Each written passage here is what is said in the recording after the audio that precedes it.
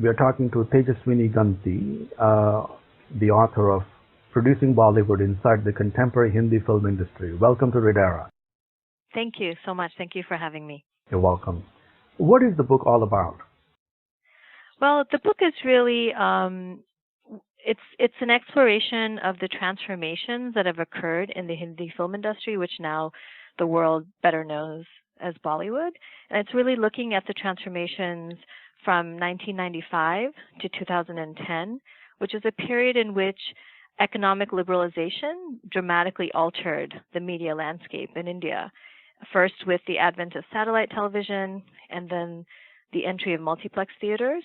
So the book actually details how the Hindi film industry became Bollywood. It's really the story of how this industry, which has been around for a really long time, really gained a certain prominence, becoming a globally recognized and circulating brand of filmmaking, which often gets characterized by the international media as the only serious contender to Hollywood in terms of its global popularity and influence. And so the book in that sense details this story. And a key feature of this transformation is that Hindi cinema and the film industry, one of my arguments is that they acquire greater cultural legitimacy from the perspective of the Indian government, the media, as well as kind of English-educated speaking elites in India. And it's a result of what I argue is the ongoing gentrification of Hindi cinema and the film industry. So that's, in a nutshell, what the book is about. Mm-hmm. And how the movie industry was impacted by the liberalization and how the movie industry also adjusted to it. Yeah, that's exactly what the book deals in greater detail. It delves into greater detail.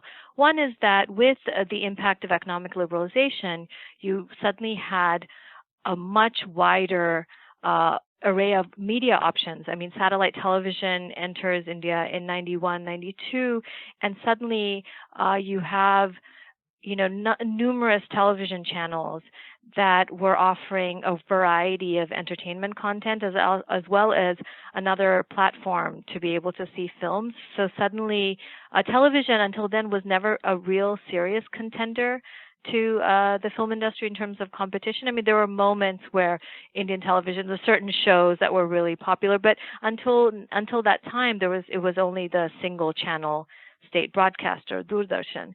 With the coming of liberalization, suddenly you have hundreds of television channels, and you have all kinds of content, Hollywood, other foreign content, available to people on television. And so it makes the Hindi film industry kind of sit up and take notice in terms of that they have like a serious competition for audiences.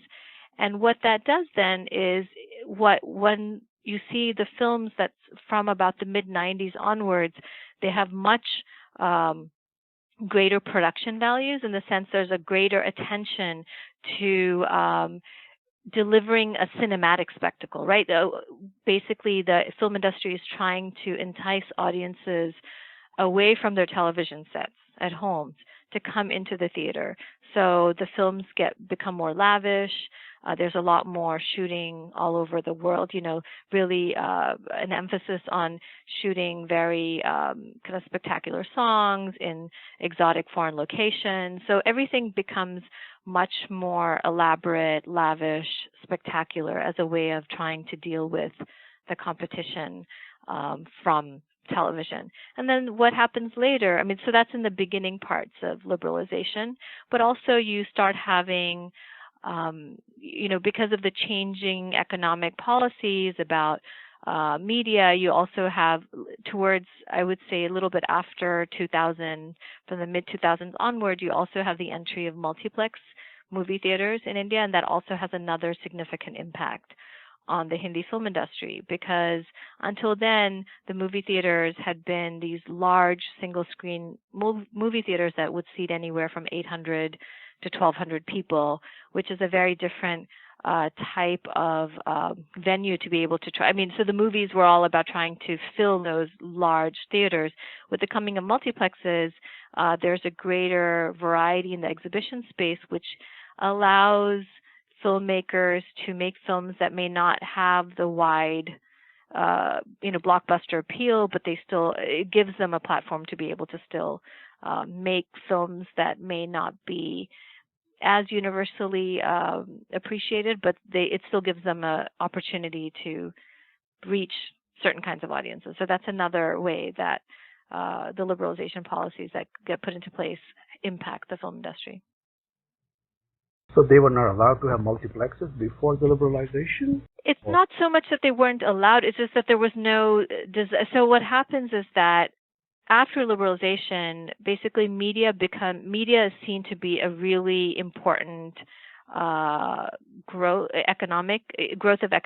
engine of economic growth, and so suddenly media and entertainment is looked upon by lots of investors as here's another potential place for us to make a great deal of profit. So there's a kind of a change in attitude because the government also starts to rethink media and also tries to rethink entertainment as an economic entity rather than... Until then, most of the government's kind of policies and attitudes toward audiovisual medium was that it needed to be seen as a kind of educational tool for development, right? So films were only valued as much as that they could serve some type of educational function. Television was also only valued for its educational function. What happens in the 90s, it's suddenly like looking at film and television as, oh, well, these are industries. These have we can think of them as economic entities and not just educational entities. So it's a change in attitude, and with that, there's more business-friendly policies that start being put into place, and so hence you have suddenly industrialists, big corporate houses are saying, oh, we can actually now invest in media. Suddenly media is regarded as a kind of sunshine industry, and the fact that huge populations that have an avid cinema going habit, right? Suddenly it's like, let's capitalize on these phenomena rather than shy away from them. So it's not so much about what wasn't allowed, it was really changes in attitudes towards entertainment and media. Yeah, so it became accepted as an industry, and as a result it also became acceptable as an investment vehicle. Yes, exactly. And in fact, the Indian government did not recognize filmmaking as an industry until 1998, and then actually that doesn't get realized in terms of policy until 2000. So until 2000, you couldn't get institutional finance. Banks wouldn't necessarily give loans to filmmaking. I mean, even now, many don't because it's a very high-risk enterprise. But there were certain things in place that weren't in place because there wasn't industry status, whether it's like concessionary rates for electricity or certain types of tax breaks. So for the longest time, the way the Indian government viewed filmmaking was really as a vice, as something that needed to be taxed. It was kind of akin to gambling or horse racing or betting.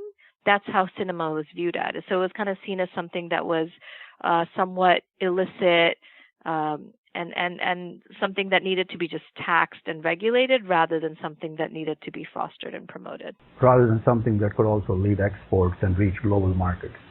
Exactly.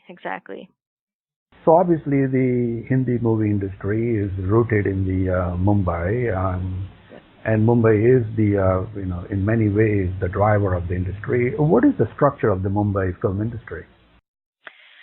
Well, it's still a very decentralized industry, and one thing I do want to mention is that what makes India unique is that there are multiple film industries, and India makes films in about 20 languages every year, and I would say and there is about eight prominent film industries in India. So you have the Bombay film industry that makes films in Hindi, and then you have some very vibrant film industries in the south as well. And so that's what leads to India being the largest film producing country in the world. And in all across, if you see these different industries, what I mean by them being decentralized, and now I'll just speak more specifically about Bombay, is that it's not necessarily governed by just 4 or 5 studios. In fact, you don't have a studio system the way that you have here in Hollywood. It is actually, you can think of the entire industry as a number of freelancers who come together to work on a project. And there are people who kind of work with the same people over and over again. So you have certain kind of professional affiliations and certain groups who are all, certain partnerships you see over time where it's like a director is constantly working with perhaps the same screenwriter and the same set of actors and the same composer. But it isn't like you don't have, say, 4 majors or 5 majors as you have in the Hollywood context. So you have, hundreds of independent producers, hundreds or thousands of independent distributors, and as well as exhibitors. So it's very decentralized and fragmented. You have moments of consolidation. For example, what has been happening in the last, I would say about 10, 15 years or so, really more in the last 10 years, is that there are some large companies now that seem to, if you watch the films, you notice it's like there are certain large companies that seem to be distributing the A-list films or the well-known films, but they aren't necessarily doing it all over the country or all over the world. But so there's certain big players that have come to be, but they still rely on the independent producers as well as the independent distributors at some point in the chain. So it's actually a very, very diverse in terms of how many people are involved in the film industry. And in one way, I mean, it's basically, it seems like in India, if you have a lot of money and you have a few connections, you can make a film. Whereas it's, you don't have a lot of gatekeeping. You don't have a lot of barriers to entry. And so what that means is that that's why you have so many films being made. Of course, of the hundreds of films that are being made every year, it's not that all of them are necessarily being released in the theaters or that they even get that much prominence or attention. But there's a lot of people coming in, attracted by the glamour, attracted by this idea that there's a certain type of jackpot quality. If you make a film and it is successful, it can be immensely successful. So that also so there's a sense of kind of infinite possibility. Yeah. So that definitely attracts. So there's a lot of turnover in terms of over the years. If one does it, and I do this in my book where I kind of show how many producers, the numbers of producers to the number of films made every year. And you'll see that there's hundreds of producers. So at any one production company at the most may have made 5 or 6 films. And there are some production companies that have stood the test of time, but every year there's many production companies that maybe make a film, and then by the next year, they're out of the game, so to speak. And that's been a consistent pattern over decades. Yes, and very well said, because the capital is very risk capital, and there is no access to the steady capital, so there is no second or third chance unless you win in the previous chance. Exactly, but with that, I mean, you're right. Risk capital is the best way to characterize it. But having said that, things have become better in the last decade or so for certain production companies, certain producer directors who have, I guess, shown consistency over time, who are, I guess, like the top, the A-list, so to speak. It's easier for them to raise capital.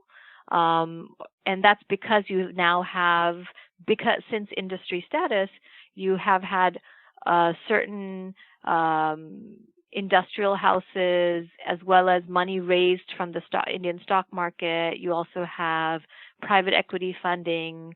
So you have a variety of other sources of capital coming into the film industry, which means for people who have established track records, it is not that difficult to raise finance anymore. For people who don't have established track records or people who are like just coming in new, of course, it's still difficult.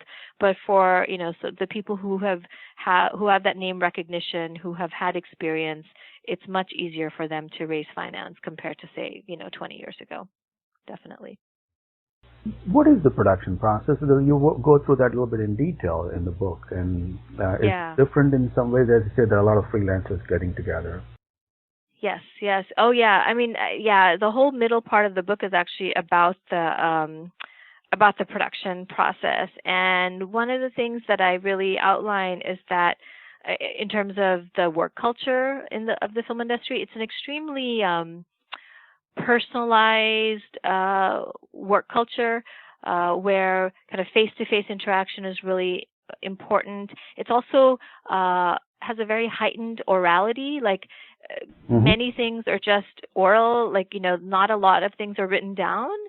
You don't have, so studying this filmmaking world is can be a challenge for people who want to think about if they want to do some historical work. It's like, how did, people make films, say, 50 years ago? It's difficult because a lot of records aren't kept because everything is really about that interaction at that moment. So I had the good fortune to be able to observe a lot of these interactions. So it's quite amazing how there's a certain kind of flexibility in the process where they're used to kind of having, because for so long, they operated with a lot of limited resources, a lot of kind of perhaps material technical constraints. I was always amazed about how quickly filmmakers are able to adapt to any kind of problem that gets thrown their way in terms of, like, they couldn't get a particular piece of equipment, or, something fell through in terms of, the certain set of people having to come for a shoot, or, so that's also, I mean, I was quite amazed at how flexible they could be. And I think and also the other thing is there hasn't been a really highly defined division of labor, so that's actually the one of the biggest contrasts that one would notice between, say, a set in Bombay versus how movie sets operate in the US. So in Bombay, I would see, you would have people play multiple roles. So you could be someone who's working the lights, but then you could then work with the camera, but then you may help, like, go run an errand and pick something up for the set department, right? So people are constantly traversing multiple roles, and that's also even at the higher levels. If you notice, there's often these designations where the producer director is actually a really important feature of the Hindi film industry, where people who are they're both the producer and the director. Sometimes you'll have people who are the actor, producer, and director. You'll have people who are editors and directors. You'll have cinematographers, directors, composers, and directors, or choreographers. So, like, people often do multiple roles. That's part of their and so it's part of that flexibility. And I've watched film shoots here when sometimes I've seen Indian film shoots here. I remember one example, this was many years ago, where the choreographer decides he wants to have a particular camera angle, and because the cinematographer was older, the choreographer saw this was in Pennsylvania, he saw a particular angle, which was like on top of a wall, and he basically climbed the wall with the camera and took that shot. Here, you would never have the choreographer even touching the camera in order to take that shot, because you have very strict rules about what people can do. Like, if you're doing wardrobe, you can't do anything else, and vice versa, things like that. But in the Indian context, people are traversing all of these different roles. And I was always amazed also at how oral everything was, that people have a lot of things just committed to memory in a way that I haven't seen here. So it's a very interesting way. It's a very interesting work culture, but at the same time, even though I may have noticed things that I thought were very remarkable in terms of their skills, the other thing I was struck by is that there's a high amount of self-criticism about their work culture. So most Hindi filmmakers I met were constantly criticizing their peers, and just critical of the industry for being really disorganized and not having a very professional work culture, which I also discuss in great detail in the book. Mm-hmm, mm-hmm, mm-hmm. You also go a little bit into the Hindi cinema and the society, and how these two have kind of intertwined, because Hindi cinemas are extremely popular, and they're extremely talked about, and virtually everybody knows about virtually every major movie. Sure. So yeah, I mean, well, that's part of the what I think is striking is, I mean, part of I guess part of my impetus for this kind of project is that Hindi cinema has been and continues to be such an important part of, I would say, urban life in India, and not just in India now. I would say, throughout the world, and especially in the diaspora. And but I was really fascinated to kind of go behind the scenes. And one thing that I was quite struck by is how, despite the kind of prominence and significance that Hindi films occupy for so many people, the filmmakers themselves seem to be also, not only were they critical of their work culture, they were also actually critical of most of the films that they're making, right? And so they were also really critical about, they were very self-aware that even though the films they make are a huge part of popular culture, they were also very aware that there's a great deal of criticism and condescension about this popular culture. And that's one of the things. So when I said I was looking at one of the transformations that I kind of track in my book is how the film industry and Hindi cinema acquire greater cultural legitimacy. What I mean by that is that filmmakers were extremely aware of the fact that they were constantly the butt of jokes or the object of condescension on the part of kind of English-speaking, English-educated elites in India, and that really bothered them. And that was something that I was quite struck by, and that they really aspire to be seen as, they really aspired for a certain kind of respectability and legitimacy from the point of view of Indian elites. And that's something that, if you see over time, what's quite striking to me is the way that Hindi cinema has now kind of occupied the space where you see, very prestigious film festivals all over the world, whether it's Cannes or Venice or Toronto, where they actually screen popular Hindi films, right? Or you have actors getting honorary degrees, again, in Western university context. So, so suddenly the circulation of the films as well as the filmmakers in spaces that they wouldn't anticipate they would have been a part of, decades ago. So so that's something that I discuss to some length in the book as well. Now, you mentioned that the book explores the era between 1995 and 2010? 10. Yes. And in those 16 years, how they were different than the early part when there were a lot of talented movie producers, Sure. writers, and actors, and music directors. And music is a very important component of Hindi cinema. Yes. Yes. And Yeah, and yeah, go ahead. yeah. So no, definitely. I mean, that's something that I go into greater detail in the book, and that's why I use the metaphor actually of gentrification. What I was quite struck by, if you look at the films from the mid '90s that started emerging, that were the big hits, that were the ones that that got a lot of media attention as well as a lot of attention within the film industry because of their commercial success. I was quite struck by how there seemed to be a complete erasure of poverty in these films. I don't know if once your listeners will necessarily know the films I'm speaking about, but I could list some of the names. One of the most prominent films to come out from this period in the mid 1990s is a film called Hum Aapke Hai Kaun, and another film called Dilwale Dulhaniya Le Jayenge, which I write about in greater length in the book. But what's quite striking in these films that then spawned a whole number of other films of similar nature is suddenly there were no more poor people. They were always set among these very wealthy or kind of upper middle class families. Often they were set abroad, and suddenly, it was a very different, and the conflicts were really about, conflicts within the family, about, duty, like children's duty versus their desire, like their duty to follow their elders versus like their desire to follow their heart.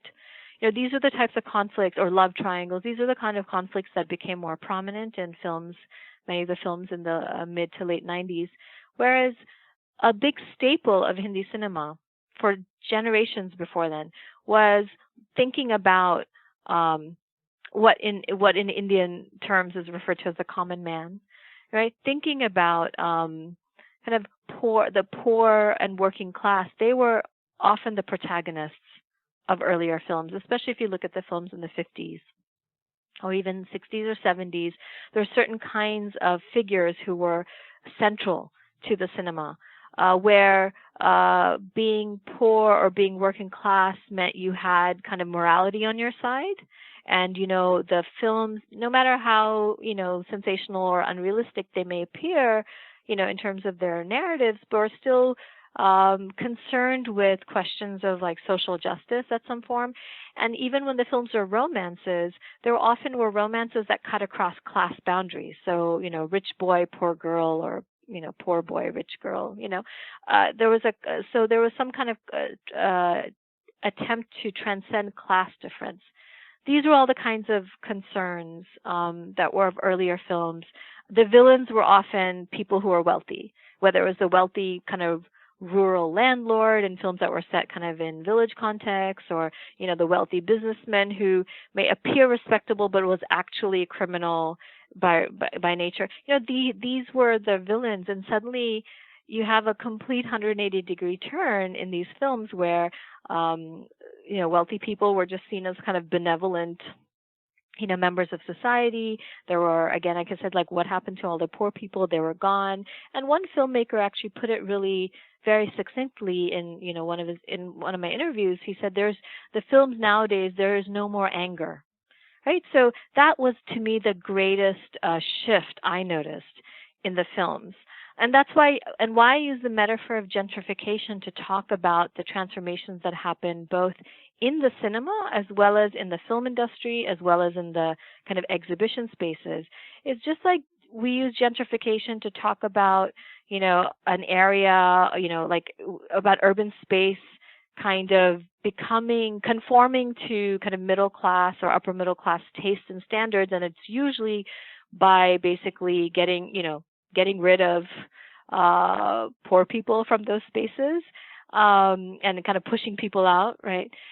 And I felt like that metaphor, that idea was really apt to talk about the changes that I noticed in Hindi cinema. So both in the cinema itself, like in terms of the themes of the films, but I also noticed in the film industry that by the time I was doing my research, most of the film industry, because it's the industry itself, by the time I get to Bombay, I'm meeting mainly people who are second or third or even fourth generation film industry people, right? So the sons and daughters and the granddaughters and the grandsons and the nieces and the nephews, everyone seemed to be related to someone. So it was literally as if the film industry was reproducing itself.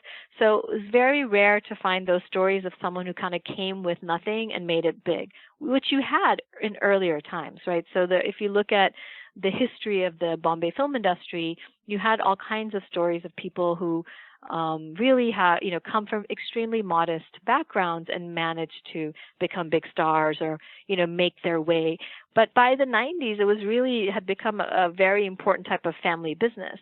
And so the people, even if you didn't have family in the film industry, if you were from Bombay and you went to school with children of filmmakers or people involved with the film industry, it was much easier to get a break or get your foot in the door. So the social networks and the family networks were something that really shaped the current industry. So true outsiders, people who are not from Bombay, it's always hard to make it in any kind of big film world.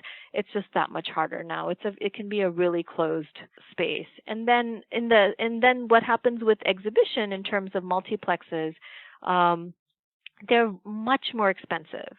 And multiplexes are often inside malls that are also very upscale. So basically the sites of exhibition and also the way government policy is, the tax breaks were for these upscale multiplexes, where single screens which served a wider kind of socioeconomic profile were not able to get any kind of tax breaks from the government in order to upgrade, right? So you really had, in terms of the policy, certain types of spaces were being prioritized over others, and so you really see in the exhibition space a literal gentrification happening, where the ticket prices are so much higher, and the kinds of people who can go to see a movie in a multiplex is a very specific demographic profile.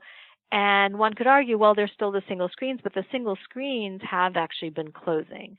So that often what happens is either a single screen shuts down or it converts to a multiplex, right? So it's interesting, the exhibition space hasn't actually expanded. There's the number of movie screens per capita in India is still one of the lowest in the world. And I think total screens is still something now, even with multiplexes, it's only, I have the exact figures in the book, but I think currently are probably no more than 9,000 screens, or for the entire population of the country. It's shockingly low. So that's just to kind of give you a sense of the variety of ways that these transformations have actually constrained the kind of viewing experience or viewing public. And that's why the television industry became far more important, because it reaches 40% of the households. Exactly. Television is, and interestingly, people who work in television have their own anxieties about their audience. They feel like they are dealing with the mass audience, and they are actually envious of filmmakers, because they feel like filmmakers have more freedom to make what they want. Where that's the current understanding, current attitude. Whereas when I first went to India to do the field work, at that time, filmmakers were saying to me that they felt television could do anything they wanted because they have a captive audience, right? Once you have it on, it's, you don't have to worry about whether someone's going to go, there's, you can just sit there and have something on or not on. Whereas, for filmmakers, they felt like, to get people out of their homes to come into the theaters was a much more difficult task, which then they felt they were more constrained by that. Mm-hmm. The capital or financing has always been a very murky part of the Hindi movies, and there are always some illegal elements also involved, and there was obviously widespread mob influence as well. Did you find that between 95 and 2010 as well, or it has waned since then? I think that's definitely a big stereotype about the Bombay film world. And I guess the way I would answer that is that, until industry status, it was definitely a very cash-oriented financing world, right? So when it's when it's cash-oriented, you don't necessarily know. The money, the currency doesn't have like a big U stamped on it to mean underworld or anything, right? So you don't know where this money is coming from necessarily, but the history of the Bombay film industry is connected to, even as far back as World War II. The reason the kind of structure that ends up happening, where you don't have, you had a studio system in the 30s, it dies down soon after World War II, because World War II profiteering and the black marketing that always happens around wars, a lot of the profits from that type of activity went into films, and that's how, and kind of to attract stars away from studios with much higher fees. And so the kind of rise of the independent producer director model comes about after World War II. So there has always been that element involved with filmmaking, and that also has to do with the fact of the overall economy. Some economists or economic historians have pointed out that in a case like India, what's referred to as like the black economy, or the kind of unregulated economy, can be as much, or if not larger, than the legitimate economy.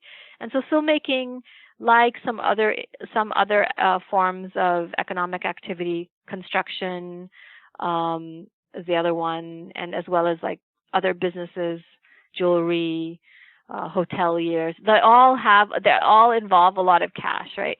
That's one thing. But also the other point is, and this is a part where I always want to, I make this point, is one of the because of the high rates of taxation in India, a lot of people, even people in legitimate businesses, as a way of evading taxes would put their money in filmmaking, right?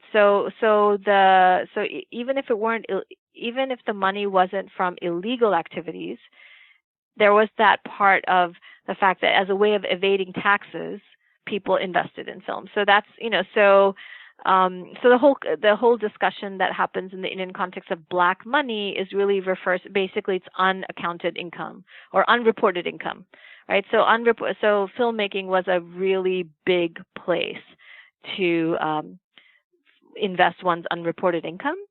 And I had a sense of that when I was doing my research because I did encounter filmmakers talking about how, certain amounts they would report or they would kind of record. I mean, often many filmmakers had like two sets of books, right? So there was one that was kind of the official set of books and then there was the unofficial set of books. But over the years, as there have been more corporate types of capital entering the industry, that has become much less because so a lot more, payments are done by check and, things are, and also now and because, things have to, people are part of production companies that may be part of larger conglomerates. So, then you have to have like financial reports and there's a lot more, effort to have some kind of transparency. Having said that, though, it's still an industry where figures like numbers in terms of whether it's box office collections or, in terms of economic financial transactions, numbers are still pretty hard to come by. And that's connected to the fact that it's still a pretty decentralized industry. There's no kind of centralized there's no centralized institutions that does like data collection, and everyone complains about that. That no one seems to know like how much money a movie's made because it really depends where you are, kind of on the supply chain of what there's like incentives to not necessarily report how much money has been made. So it's still I won't say it's not so much about like organized crime, but there's still a lot of incentives to not be fully transparent with one's accounting. Mm-hmm, mm-hmm. Yeah. Anyway, reporting, yeah, it does. The rise of the Hindi cinema in the global proportion or in the global context, is it linked also to more and more Indian citizens traveling and also living abroad in Middle East, of course in North America, and also in many parts of Africa and Asia, and that's why with that also brings the affinity to Indian talent product that would have not been possible without the technology like satellite TVs and internet now and so on. Sure. Well, I think there's two parts to that answer. I mean, I would argue that actually Hindi cinema has been a global cinema from, actually as early as the 1950s. Someone like Raj Kapoor was a global star. He was popular, throughout Eastern Europe, Soviet Union, North Africa, Middle East. And certain Hindi films were circulating all over the world, even in the 50s. But what was interesting about, and I continually encounter people from different parts of the world who are not South Asian, who, grew up with Hindi cinema or have know certain stars and films. And I'm always I kind of collect these stories, so I meet people who are, from Peru who've seen Hindi films, who saw Mother India, which is a film from 1957. I have colleagues who work in parts of Africa, especially in Nigeria, where Hindi films in northern Nigeria have been really popular for like 50 years, and there's no kind of critical mass of South Asians in northern Nigeria. So these films have managed to circulate throughout the world and have become and have been popular among a wide variety of audiences. And the amazing thing is without really filmmakers knowing about it. So these films have had a life of their own and have been able to be successful without any kind of marketing push on the part of the industry. In fact, most of the times filmmakers, once they sell their overseas distribution rights to the overseas distributor who's in Bombay, who then resells those rights to like different distributors, they have absolutely no idea where their films are circulating. But in the last decade or so, definitely certain markets which do have large numbers of diasporic South Asians, like North America or the UK, have become really important for the revenues that they generate, because what has happened is that filmmakers now, and through certain kinds of distribution arrangements, do actually they do have an ability to recover revenues from certain overseas markets, not from all of them, definitely not from most parts of Africa, but definitely from the UK and from North America. So certain markets, and also the Gulf states.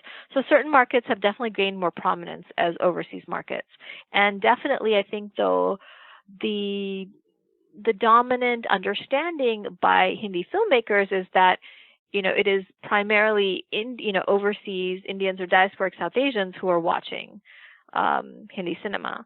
But I would actually disagree with them. In fact, I think there's a much larger variety of people who are watching the films. It's just that the filmmakers are not actually very aware. I mean, now they have a sense because there's like certain stories that come out about certain stars are like now really popular in say like certain parts of Western Europe, and no one could anticipate something like that. And and with social media, you can actually see instances of that kind of popularity where people are uploading, say, tributes to certain fans. And so, I saw a German, not a German version, but kind of a German fan tribute to Shah Rukh Khan and a very famous film song of his. And just recently, there's been a whole set of videos uploaded onto YouTube by fans all over the world, again, kind of doing their own version or their kind of homage to a song by the current Shah Rukh Khan movie called Fan. So fans all over the world are like uploading their videos as a tribute, dancing to this one song as a tribute to Shah Rukh Khan. And these are people, like Turkey and France and China, so I feel like nowadays, because of the proliferation of social media, it does feel like, wow, there's a lot more global circulation and global awareness. I think it's easy to notice it because it's so predominant and it's so easily available. But I always think back to how amazing it must have been. To think about like 50 years ago, where people still were seeing these films, seeing Hindi films, and expressing a great deal of love and fandom for film stars, and there wasn't social media. So to me, that seems actually even more remarkable that the films and the film stars were able to circulate. And when I teach about the kind of global circulation of Hindi cinema, I'm always actually assigning articles about the 50s and 60s. I mean, there's a great moment in Greece in the 1960s where Hindi films were so popular, there were local Greek versions of popular Hindi film songs, right? And so so there's always been moments of these types of circulations and kind of affinities for Hindi cinema. In your experience while writing the book, what did you, if you got a sense of it, what is it about that Hindi film so-called creative product versus, let's say, Italian cinema or French cinema or Chinese or Japanese cinema that makes this product so likable or so much more popular around the world? I can take a stab. It's always really hard. Why someone likes something is a really complicated question, and I definitely can't get inside lots of people's heads. But I do think, I think there's a way that the films, I think their music is really central. I think there's a way that the kind of emotional tenor of the films, and as often exemplified through their use of music, is something that I think is quite appealing. And again, filmmakers don't think the music is something that helps them to be globally popular, but all of my encounters with people in different parts of the world who watch Hindi cinema, one of the first things they do talk about are actually the songs and how so I feel like the songs enable audiences who don't know the language to kind of have access to the films in one way.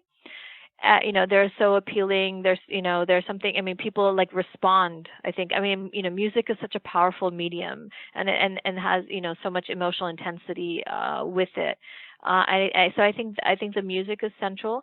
I also think the kinds of the fact that so much of Hindi cinema historically has always been about kind of delving into or trying to kind of parse through issues of relationships, mostly family, but also friendship and love.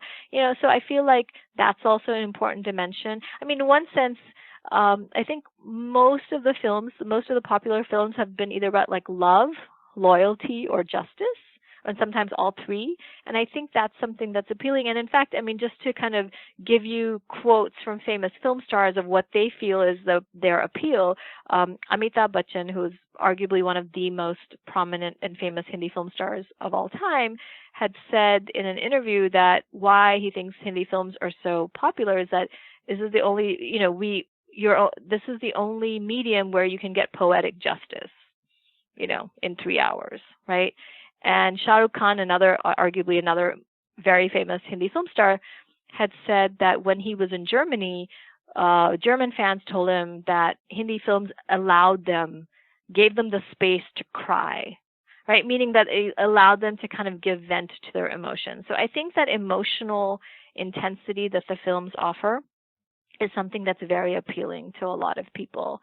And often, I mean, and it's interesting. So in that sense, it's about the power of melodrama, and I'm using melodrama in the formal sense, not as a pejorative, but melodrama is a particular type of narrative form which does prioritize emotional intensity. It also is concerned with kind of large scale questions about justice and moral disordering and in rectifying a moral disorder, right? So I think all of those things. I think melodrama generally is appealing, which is the same reason why telenovelas and soap operas are popular throughout the world.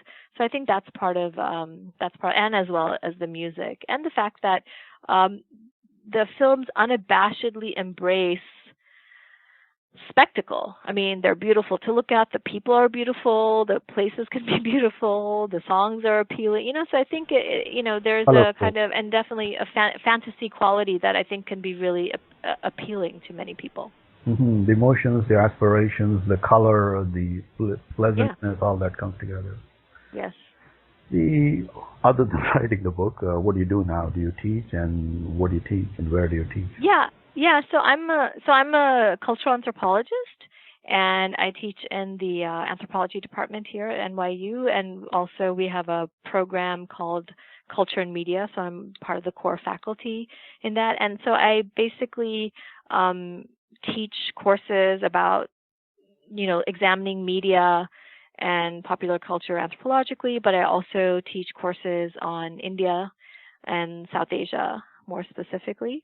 So I teach both undergraduate students as well as PhD students, and I'm continuing to I'm still doing research about different dimensions of the Hindi film industry. So I'm working on 2 new projects. One has to do with looking at language within the Hindi film industry. I'm interested in the relationship between Hindi and English.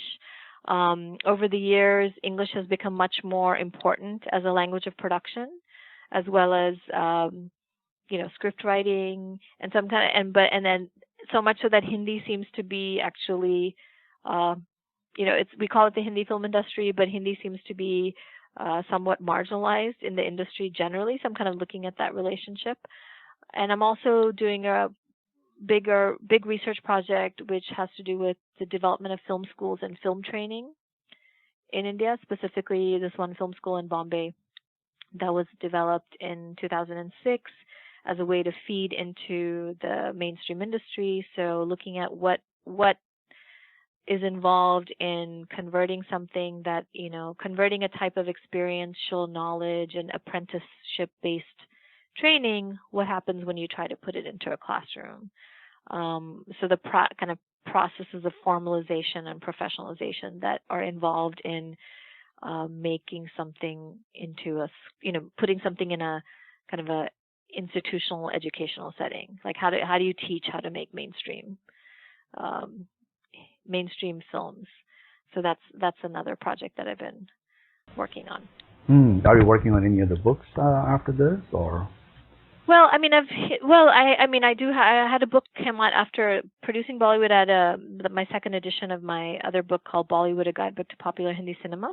That came out actually a year after producing Bollywood, and so that's an overview and kind of an introduction to Hindi cinema as well as the film industry. So, and now these projects that I'm working on, I mean, this project about language will end up becoming a book, and hopefully the film school project will also end up becoming another book. So yeah, but I'm in the beginning. I'm in the beginning of the research for both of these projects. Excellent. It was very delightful to talk to you and very educational to learn about the Hindi cinema and the production and all the other things involved in the making of a Hindi movie. Thank you very much, and we're looking forward to talking to you again in the near future. Thank you so much for having me. You're welcome.